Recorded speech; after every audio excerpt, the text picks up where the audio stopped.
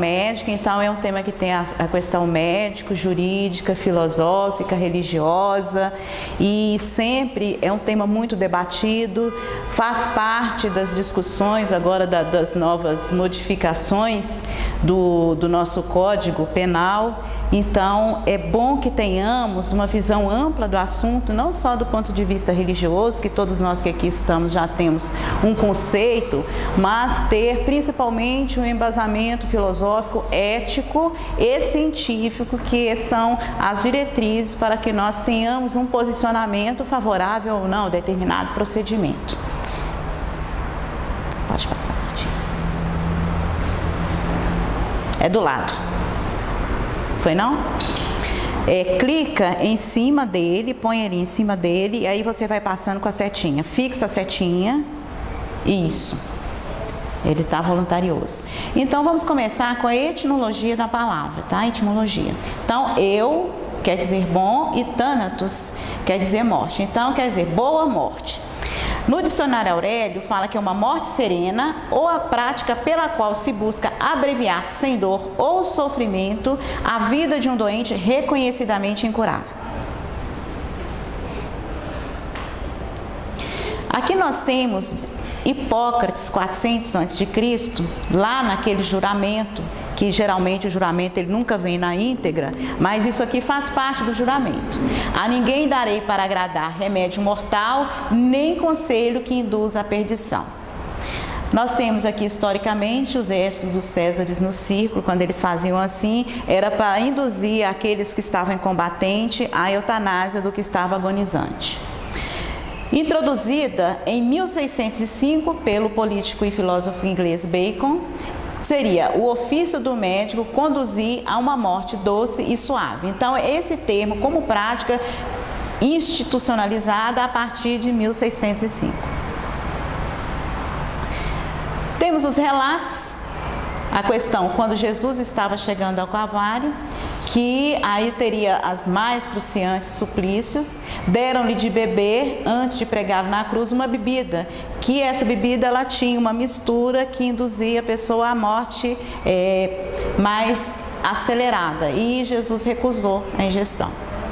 Esse aqui é um da história, um médico que estava lá dentro da comitiva de Napoleão, em um hospital, e que Napoleão havia sugerido a ele que cometesse eutanásia, e ele respondeu que a missão dele era de conservar a vida.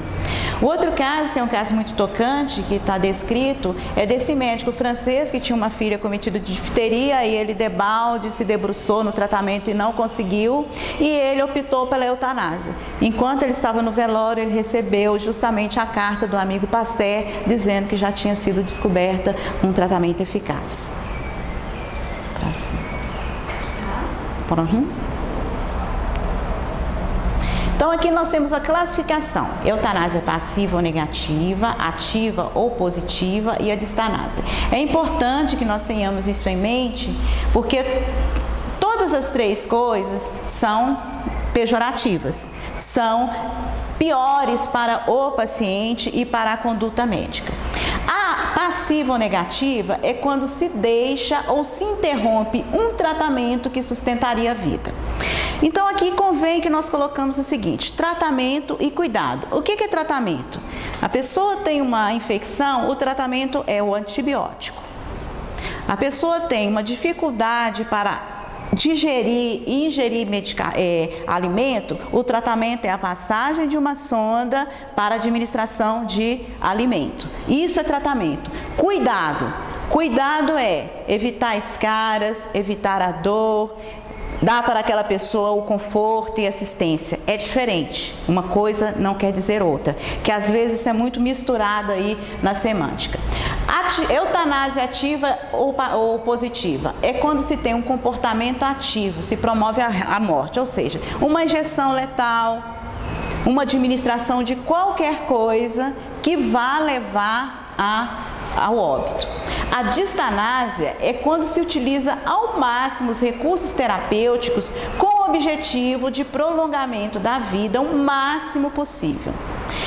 Aí a gente tem uma morte lenta, ansiosa e com muito sofrimento, de acordo com a definição do Dicionário Aurélio. Com relação à distanásia, nós cada vez mais, com o avanço tecnológico, com a criação, o aparecimento das unidades de terapia intensiva e cada vez mais bem equipadas, cada vez mais a gente vê distanásia nos nossos hospitais, que são procedimentos muitas das vezes cruentos, de extremo sofrimento para o paciente e para os seus familiares e que não estão ajudando para que ele se liberte da sua doença, nem se liberte da sua naturalidade, daquele momento que ele deveria estar em contato com os seus familiares. Então, a distanásia muitas das vezes é muito difícil até de se definir até que ponto é uma questão que o profissional da área de saúde ele deve ter um discernimento mais avançado e não só o discernimento, ter em sua mente a certeza de que há um ponto em que ele não pode ultrapassar. O profissional ele deve saber que ele não é Deus, a ciência tem o seu limite e que ele não pode deter todos os processos. Isso é uma coisa que não é ensinada nas escolas médicas, é ensinada a ele a fazer o diagnóstico, a tratar, a doença é o seu grande inimigo, a morte é o seu grande inimigo, mas não é dado para ele a condição de fazer uma avaliação, um raciocínio, até que ponto eu posso ir. Até que ponto eu posso ajudar o meu paciente e os familiares que estão ali dependendo dos meus préstimos profissionais. O outro termo que eu coloquei em separado aqui é a ortotanásia. Orto quer dizer morte no momento certo. Assim, ela opta por restringir ou descartar tratamentos agressivos e ineficientes que não reverterão o quadro em questão. E aí, com esta definição, a gente entra numa muito importante que é a de cuidados paliativos, que é uma nova especialidade médica. Nós estamos entrando com a primeira residência oficial de cuidados paliativos no Brasil, que é aqui no Distrito Federal, no Hospital de Apoio, com a equipe da doutora Annelise, pessoas assim que têm já um background muito grande em trabalhos em cuidados paliativos. Então, o que seria isso? Cuidados que se dão para aquele paciente até o momento da sua morte.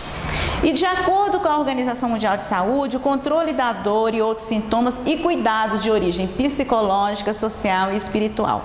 Então, quando a gente fala cuidados paliativos, por isso que há uma diferença, não é um tratamento. Então, se o paciente é oncológico, ele está no cuidados paliativos, ele não está mais recebendo quimioterapia, ele já não tem mais para ele efeito fazer a quimioterapia, mas ele precisa receber assistência do ponto de vista de dor, ele precisa receber uma assistência do ponto de otimizar a sua alimentação, receber uma assistência do ponto de vista de melhorar a sua condição de compreensão e de aceitação daquele momento, melhorar a sua compreensão do que ele pode fazer naquele momento, naquela doença, que a vida ainda não acabou, que ainda tem algo que ele pode fazer. Então, isso tudo engloba os cuidados paliativos. Pode passar mais.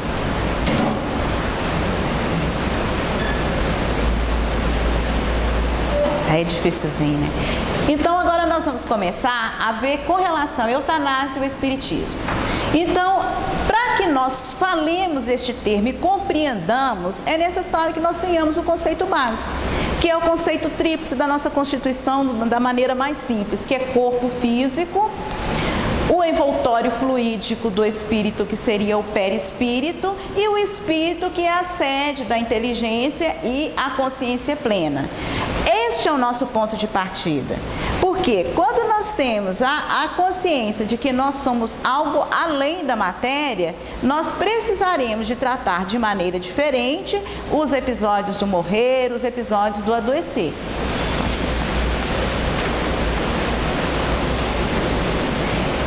Eu trouxe as perguntas do Livro dos Espíritos que estão relacionadas com este tema. Então, a pergunta 953, quando uma pessoa se vê diante de si uma morte inevitável e terrível, será culpada se abreviar por alguns instantes os seus sofrimentos, apressando voluntariamente a morte? A resposta dos Espíritos é inequívoca. Sempre se é culpado por não aguardar o termo fixado por Deus para a existência. Aliás, quem poderá estar certo de que esse termo tenha chegado, apesar das aparências, falências e de que um socorro inesperado não venha no último momento. Então é o caso daquela filha que foi eutanasiada, tinha uma solução para ela, o pai não conseguiu aguardar. A outra coisa é sempre ser ocupado por não aguardar o tempo determinado por Deus. Cada um de nós se encarna com um objetivo específico. Então nós temos a nossa cota, vamos assim, de vida. A gente recebe como fosse um pacote de fluido vital que vai animar o nosso corpo até o período que é o período que nós deveríamos morrer de maneira natural. Se nós antecipamos, nós estamos como que desprezando esta cota de fluido vital. Nós estamos desrespeitando aquele que é o dispenseiro fiel da nossa vida. É aquele que nos colocou e nos programou aqui, que é Deus.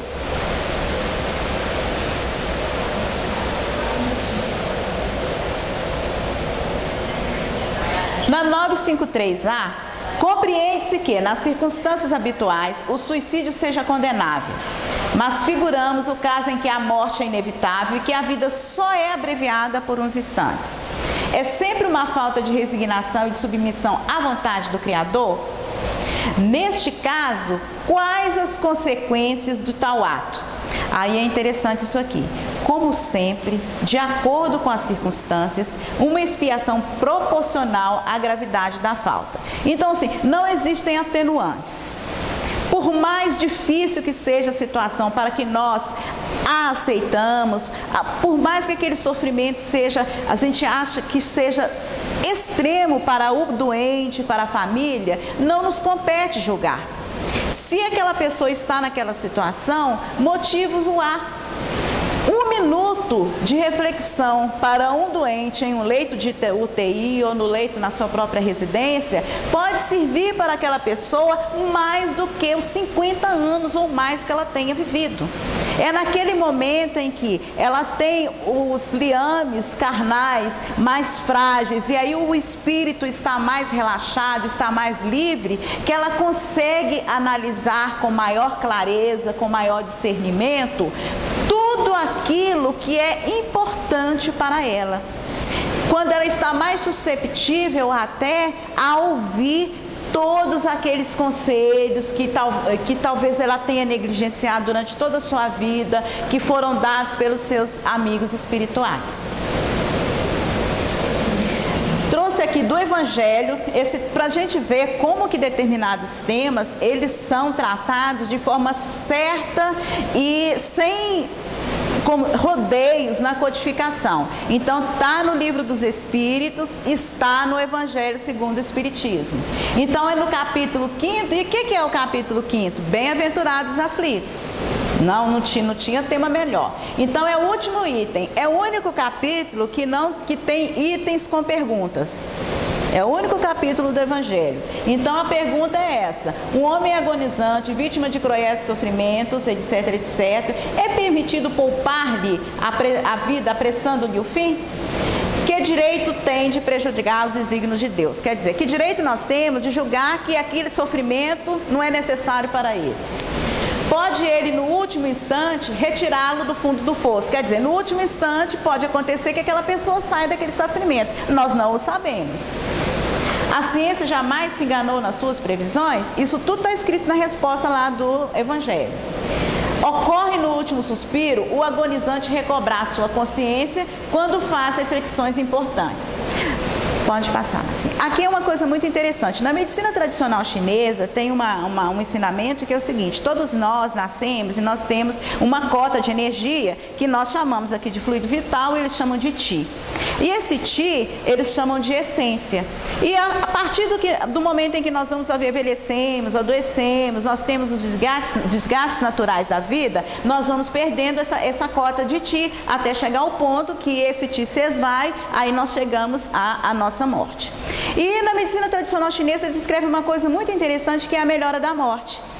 Eles colocam que a pessoa, quando está no momento seu final, excruciante, ela tem uma melhora quando ela vem. E quem já não presenciou isso? Ela conversa com seus familiares, ela se exatamente, a melhora da morte, a visita da morte. Ela conversa com os familiares, se reconcilia com alguns, muda alguns conceitos, dá uma aparência de como se ela tivesse totalmente ótima, que ela tivesse saído do quadro, e logo depois ela volta a reassumir o seu padrão de desenlace. Aí ela vai em paz, deixa aquelas pessoas com as quais ela teve a condição de despedir, de mostrar o seu carinho, o seu acalento, também em paz.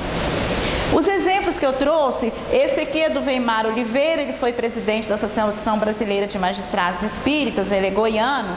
Então ele escreveu, no livro, exemplo do livro Chico de Francisco, ele escreveu um tema a respeito dessa ocorrência com Chico, que ele fazia uma visita a uma mãe miserável, doente, com um filho deficiente, e aí sempre as pessoas que iam com Chico perguntavam: ei Chico, será que a eutanásia não seria adequado para essa criança? Ela está inútil em cima da cama, essa mãe não tem como cuidar desse filho, ele não tem, que vida que é essa? E aí a resposta é: a eutanásia não auxilia porque Deus usa o tempo e não a violência. Então isso aqui é importante. Qual o tempo que Deus usa? O tempo para aquele espírito que está ali por causas que só ele mesmo vai saber, reconsidere todas as suas ações transatas. É aquela oportunidade que ele tem. E aquela mãe, com certeza, ela tem uma afinidade para com esse espírito, e ela se comprometeu, mesmo em momentos de total penúria, de dificuldade, a ampará-lo. E a vida como propriedade de Deus não é, portanto, delegado a nós os poderes de decidir sobre ela. Isso foi o que a Fabíola falou quando ela discorreu sobre a questão do aborto. Assim nós falaremos com relação à questão da eutanásia. Então, aqui, esse trecho está no livro Religião dos Espíritos, Sofrimento e Eutanásia, e é muito interessante. Quando te encontras diante de alguém que a morte parece um embarque de sombra, recorda que a vida prossegue além da grande renovação. Não te creias autorizado a desferir o golpe supremo naqueles que a agonia emudece, a pretexto de consolação e amor. Ante o catre da enfermidade mais insidiosa e mais dura, brilha o socorro da infinita bondade, facilitando a quem deve a conquista da quitação. Por isso, mesmo nas próprias moléstias obscuras para a diagnose terrestre, fugem lições cujo termo precisa esperar, a fim de que o homem não lhes perca a essência divina. Aqui eles colocam de uma forma muito clara qual que é o objetivo do adoecer, qual que é o objetivo do sofrimento nas doenças. O objetivo é lição, é educação do espírito imortal, não outro. E aí ele prossegue que o corpo, por mais disforme e mutilado, é o sublime instrumento em que a alma é chamada a acender a flama da evolução. Então são os tipos de corpos que eles colocam: santuários, oficinas de bênçãos, esconderijos, ambulâncias, cárceres e expiações. Em cada um desses corpos está a concessão do Senhor, induzindo-nos ao pagamento de velhas dívidas que a eterna justiça ainda não pagou. Então, todos nós que aqui estamos neste mundo de provas e expiações, estamos aqui por um motivo, e o motivo é educação, aprendizado. Cada um de nós tem a lição que precisa ter no momento. Alguns irmãos precisam ter a lição da doença, da deformidade corporal, do sofrimento. É a necessidade deles. Não nos compete julgar porque eles estão naquela situação. Compete a nós que temos o conhecimento da espiritualidade oferecer-lhes o meio seguro de atravessar por esta privação, por essa expiação, tendo o resgate necessário da sua dívida. No O Consolador, pergunta 106, A eutanásia é um bem nos casos de moléstia incurável? Aí a resposta: a agonia prolongada pode ter finalidade preciosa para a alma, e a moléstia incurável pode ser um bem, como válvula de escoamento das imperfeições do espírito em marcha. A ciência precária dos homens não pode decidir nos problemas transcendentes da necessidade do espírito. Pode passar, Marcelo. Aí por que isso? O que acontece? A gente não falou ali que era corpo, perispírito e corpo físico? Como que isso se processa? Por que a doença é o escoadouro das nossas imperfeições? Nós estamos aqui agora nesta vida. Então, todos os nossos trabalhos, toda a nossa vida de relação, tudo aquilo que nós nos envolvemos no nosso dia a dia, principalmente os fatos mais relevantes, que estão carregados dos nossos sentimentos, ficam marcados no nosso corpo perispiritual. Então, todos os atos de bem ou de mal, os nossos acertos, os nossos desacertos, ficam gravados ali. Para isso que serve o perispírito. Esta gravação que fica ali, então o perispírito é um HD. De cada vida tem um HD, e esse HD é o perispírito. Então, o que acontece? Quando a gente sai dessa vida, abandonou o corpo físico, vai o perispírito e o HDzinho lá. Acontece que ele é um HD que a gente não consegue deletar. Para que seja deletado, o mecanismo que o Criador colocou é que a gente se reajuste. Então, isso que consiste quando a gente fala de perdão, o perdão concedido pelo Pai é este. Ele tem o perdão automático. A gente volta e refaz a lição da melhor maneira. E aí, a gente vai reconstruir aquele HD, colocando naquele HD só as notas musicais, só o conteúdo que o Criador acha que é o legal. Então, por isso que a doença existe. A gente semeou em algum ponto da nossa existência uma situação. E agora, só daquele jeito é que a gente vai reconsertar aquilo ali. E como nós podemos reconsertar? Através dessa doença. A doença precisa de ser carreada pela dor? Não. Por isso que existe a área de saúde. O objetivo primordial da área de saúde é aprender a mostrar a criatura a lidar com a dor, a fornecer para ela tanto o tratamento do ponto de vista material, porque o corpo material precisa do suporte, quanto o suporte da sua alma, para que aquela doença alcance naquele indivíduo a total harmonia, que era o objetivo dela ter vindo. Agora nós vamos passar por alguns livros de André Luiz, nos quais a eutanásia está citada. Então eu coloquei aqui o Nosso Lar, que eu considero é o principal livro. É o que todo mundo deve ler e reler, porque ali tem muito ensinamento. É o livro que parece ser o mais simples, mas eu acho que é o mais complexo da série André Luiz. Ali tem coisas que nós não imaginamos ainda. São coisas, então vale a pena ler, reler, observar e meditar. Então, olha só, são 50 capítulos. A edição primeira foi em 1944. Então, em 2003, já tinha 1,5 milhão de exemplares. Para a gente imaginar, imagina agora depois do filme. Então, eu coloquei aqui a estrutura da cidade, isso é muito importante, olha. Foi fundada no século XVI por quem? Portugueses. O Brasil, nada acontece por acaso. Por que o Brasil foi descoberto por portugueses? Muita gente gostaria que fosse Inglaterra, qualquer coisa assim. É porque era o povo mais afinizado para transformar o Brasil nesse país que ele é hoje. Apesar de todos os desacertos que nós temos ainda a realizar, muitas coisas no nosso país, mas por isso, e foram eles que fundaram a colônia. Então, a localização é sobre a cidade do Rio de Janeiro. Então, ele tem 6 ministérios: regeneração, auxílio, comunicação, esclarecimento, elevação e união divina. Então, cada ministério tem os seus 12 ministros. População: homens, mulheres, jovens, adultos, em número de 1 milhão. Até 1943, por agora não se sabe, pode ter aumentado a situação, né? Básico, né? Então, tem isso aqui, então essa coisa aqui que é bonita, eu aconselho todo mundo a reler, justamente para ler a respeito do Bosque das Águas e do Rio Azul e do Campo da Música, que são os capítulos muito interessantes do dia de O Nosso Lar. Pode passar.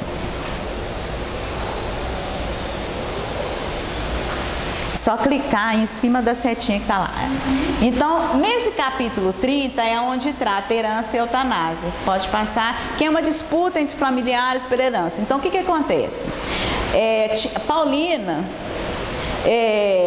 tinha um pai que estava lá nas câmaras de retificação. Ela já era uma trabalhadora e estava sofrendo demais. Então, o que acontece? O pai dela estava nas câmaras porque ele não tinha perdoado. O filho, que era médico, ele estava agonizando. Para abreviar a morte e para também pegar a herança dele mais rapidamente, administrou-lhe uma injeção letal. E ele estava lá em nosso lar, em angústias, não perdoando o filho, emitindo vibrações deletérias para a família tinha todo se desorganizado, a esposa dele tinha ido parar no hospício em decorrência de toda essa cena, para ver como que uma ação de eutanásia provocou toda uma desestrutura familiar.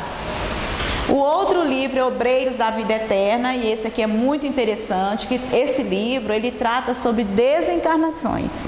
Então, é o livro que fala sobre, ele coloca lá alguns exemplos de desencarnações. E aí, nesse livro, ele cita a desencarnação, pode passar, de Cavalcante, que era um que eles já estavam acompanhando, e como ele estava tendo mais dificuldade, e como ele tinha alucinações, porque a equipe espiritual levava alucinações para a equipe médica, né? Levava pessoas para que ele tivesse contato, conversasse, ele via a equipe espiritual e ele não queria morrer, então ele ficava se debatendo. Então o médico interpretou aquilo como uma angústia da morte e optou por fazer a eutanásia. E o que aconteceu? A equipe espiritual não teve tempo de realizar a eutanásia. E o que ocorreu a explicação é que ele teve o desenlace, um desenlace no qual ele ficou totalmente preso, sem consciência de si mesmo e, apesar da equipe espiritual estar lá presente, eles não puderam fazer nada para auxiliá-lo naquele exato momento. Aí ele foi levado, pode passar, ele foi levado para o local de socorro. Então, Então, essa é a explicação do orientador espiritual Jerônimo, ele coloca lá que a carga fulminante da medicação de descanso atua diretamente em todo o sistema nervoso. Eu coloquei isso aqui porque isso é importante, porque cada vez mais eu tenho visto que nas unidades de terapia intensiva tem se sedado muitas pessoas. Idoso chega, idoso sente, é horrível, me coloca numa sala daquela 4x4, olhando para o teto o tempo todo, ouvindo apito, ouvindo barulhos que não me são familiares. A primeira coisa que eu vou fazer é começar a ter um quadro de alucinação ou ter um quadro de confusão. Mas aí começa-se uma carga muito grande de medicamentos sedativos. Está se usando cada vez mais muitos sedativos no centro de terapia intensiva. E isso é importante porque, olha aqui, eles atuam diretamente no sistema nervoso e no organismo perispiritual. Porque todo medicamento, ele é material, mas ele tem um componente espiritual, perispiritual, fluídico, que vai atuar no perispírito.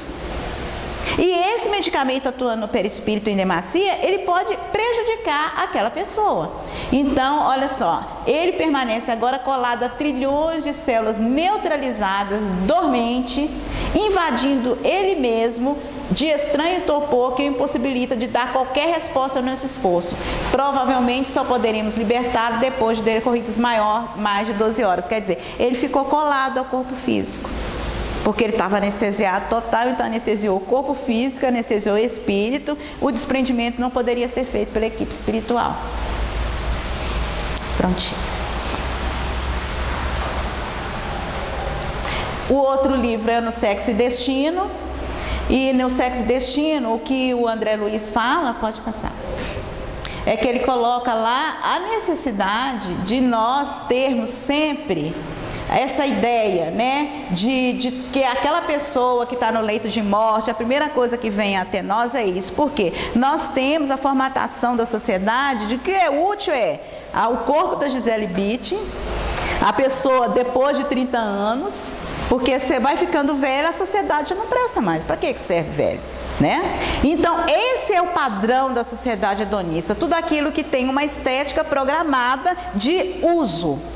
Quando sai desse padrão, aí as coisas começam a incomodar. As pessoas já não se dão conta de que a morte, a doença grave é um fato, é uma contingência da vida. E não adianta querer fugir disso. E às vezes a eutanásia vira uma válvula de escape. No mundo maior também tem outro caso, pode passar. Que aqui...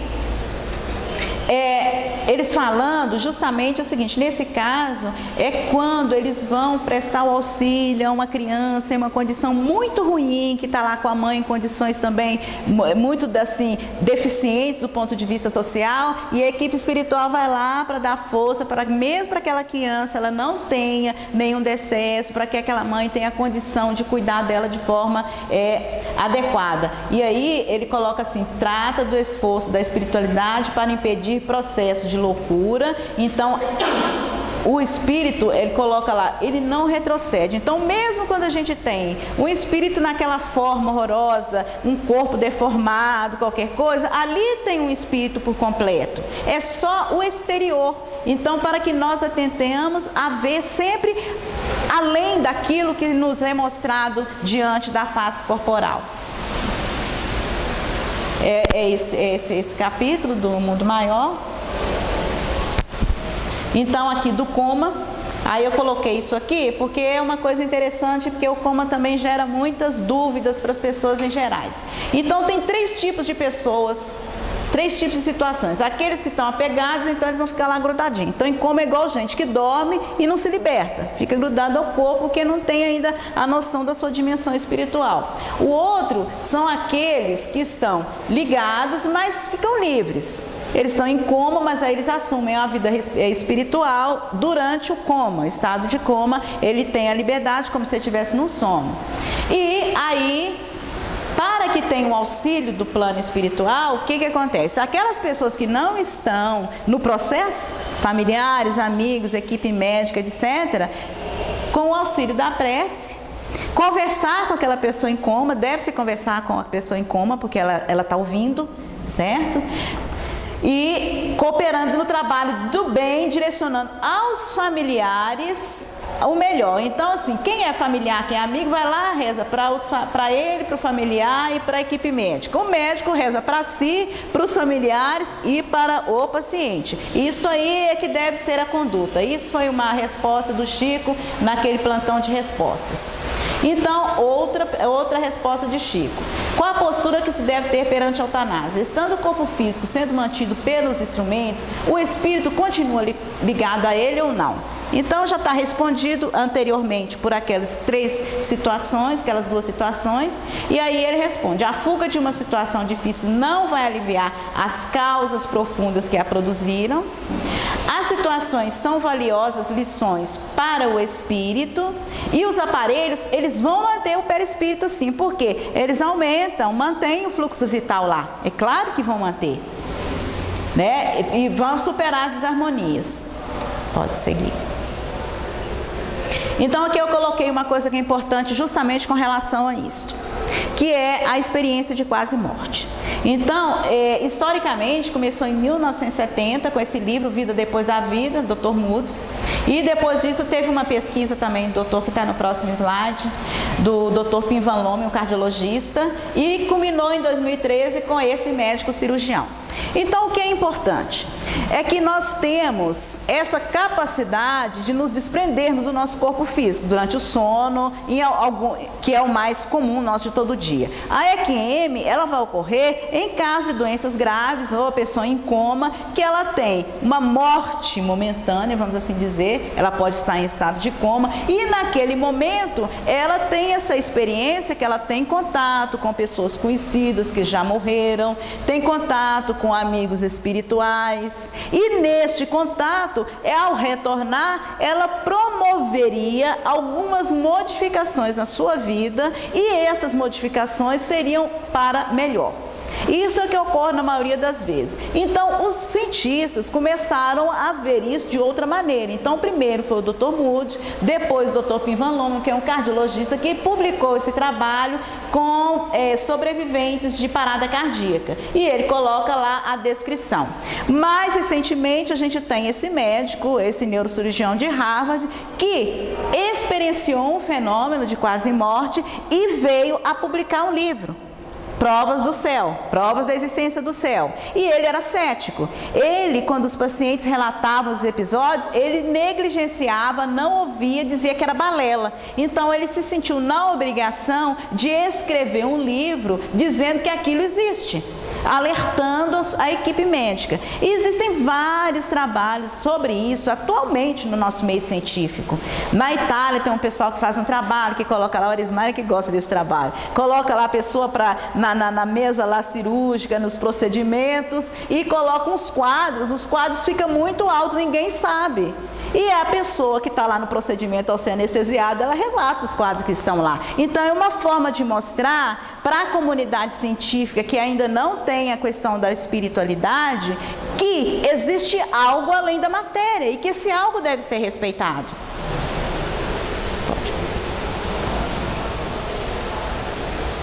Pode passar. É difícil isso aí, né? Então aqui o Código de Ética Médica, que fala que nós não temos o direito de abreviar a vida do paciente. Pode passar. Está lá no Código de Ética Médica.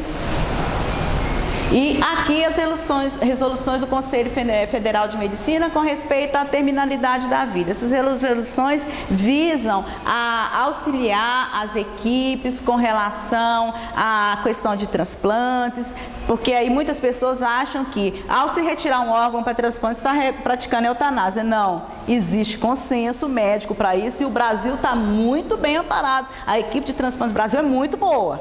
Tem umas coisas que o Brasil assim, é up to date. Uma delas é o tratamento do HIV, outra é essa questão dos transplantes. A gente tem um background muito bom com relação a isso. Então aqui tem todos os critérios. Quando se retira o órgão, é morte cerebral. Tem critério para isso. Isso é muito bem abalizado pela comunidade científica de terapia intensiva. Então, não existe a chance de um transplante ser realizado e da pessoa que doou ter sido eutanasiada. Então, aqui do Código Penal, que a eutanásia ainda é crime. Vamos passando.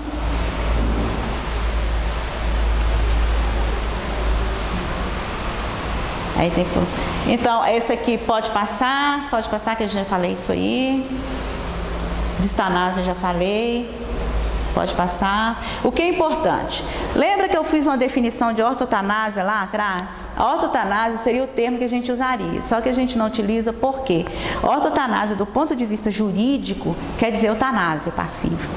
Então, por isso que a gente não utiliza, até que juridicamente esse termo seja ajustado. Então, a gente utiliza morte natural. A gente não utiliza ortotanásia, mas por causa da questão jurídica, ok? Pode passar. Pode passar todos que vêm aí, porque tem um... Aqui, esse não. Então, aqui são os casos que a gente tem aí da comunidade. Então, tem esse italiano que ele ficou 2 anos em coma profundo. E isso foi uma comoção, porque saiu em jornal, etc, etc, etc. Por quê? Quando ele acordou, ele contou tudo que ele presenciou, contou das pessoas que chegavam, contou que ele tinha uma vida normal, que ele tinha pensamentos, que aquela situação, ele ficava pensando o porquê daquela situação. Então, se ele estava em coma, como que o cérebro dele tinha ação? É sinal de que não era o cérebro dele, tinha outra coisa pensando que não o cérebro. Quer dizer, tira do cérebro a responsabilidade por muita coisa que a ciência ortodoxa tem colocado até então. Pode parar. Não, Mar Adentro é um filme, a gente vai ver aqui.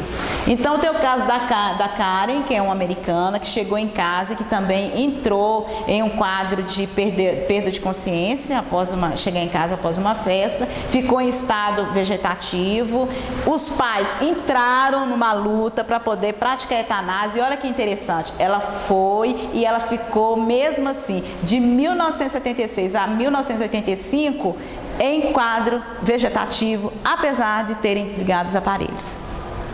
Aqui o caso da Tera Schiavo, que é um caso muito triste, que a eutanásia dela foi uma coisa dramática. Eles suspenderam a alimentação.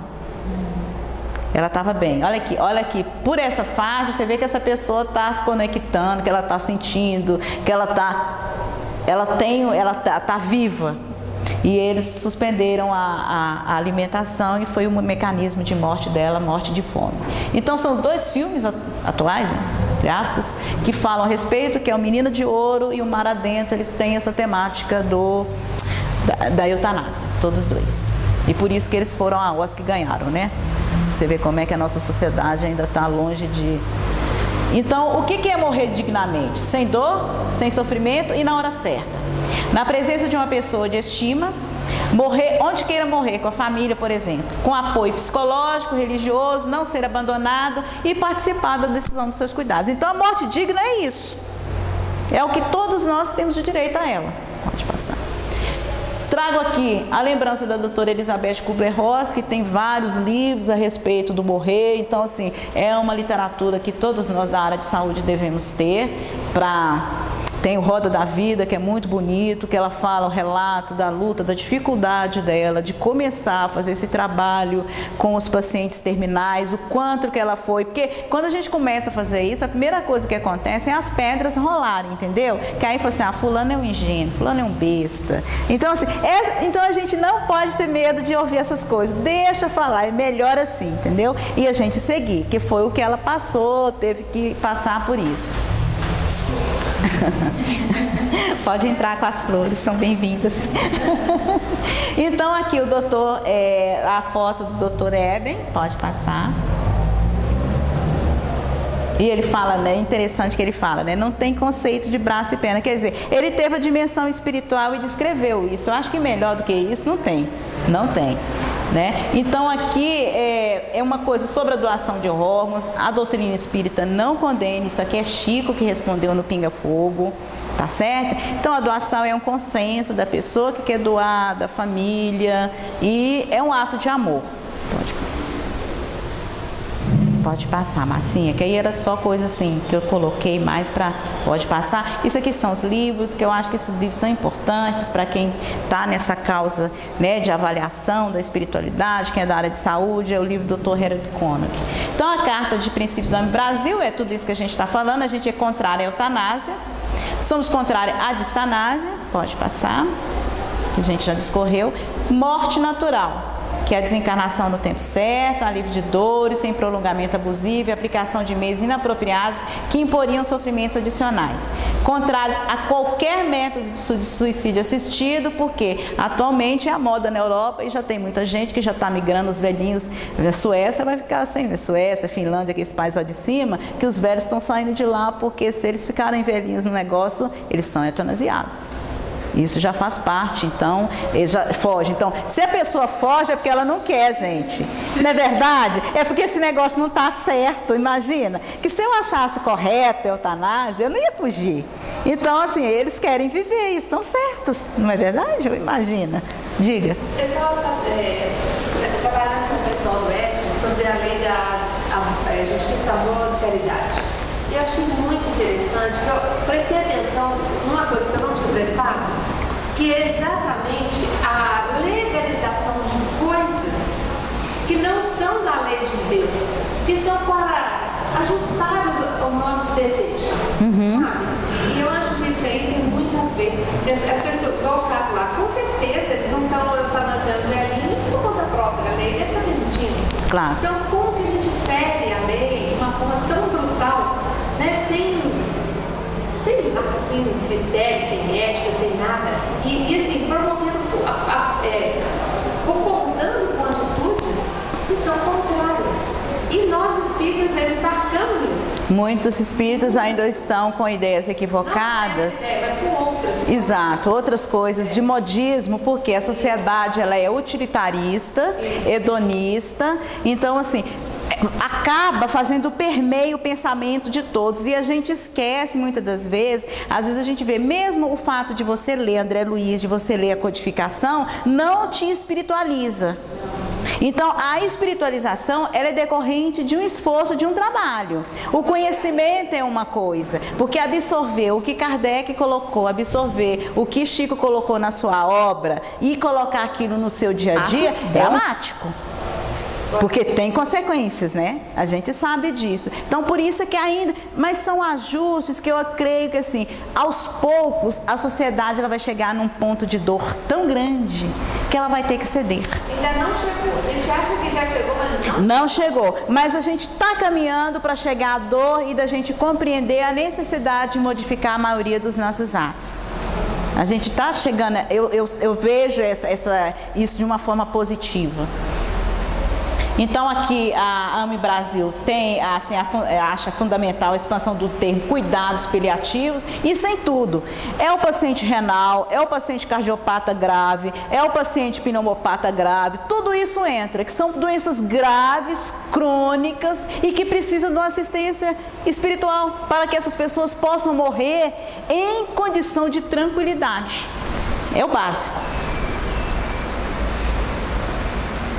Preparo da equipe profissional, uma coisa que a maioria de nós não tem, a gente tem pavor da morte, a gente vê, chega no pronto-socorro, tá lá os residentes, tá os alunos, tá aquela luta do bem contra o mal. Eu lembro na época quando eu era residente, era bate-me Robin, a luta do bem contra o mal. Assim, a doença é o grande mal e a gente tem que vencê-la a todo custo, não é bem assim, né? Às vezes a gente tem que dar os braços com ela e seguir adiante, porque essa que é a solução.